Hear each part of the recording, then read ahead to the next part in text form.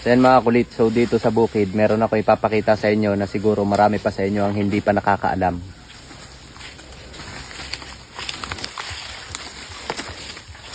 Ayan, di ba? So ito mga kakulit, kaya makikita, ito yung saging na maraming buto dito sa amin. Ito yung tinatawag dito sa amin na pikiw. At ngayon ipapakita ko sa inyo na totoong maraming buto ito. Ayan. Ito yung napakaraming buto pero napakatamis nitong saging na to. Ang itsura nito mga kakulit para siya para siyang bayabas. Ayan, 'di ba? Kung inyo makikita, daming buto. Tsaka napakasarap nito. Ayan, 'di ba? Ang dami niyang buto. Tsaka ang tamis nito. Ayan, tikman ko.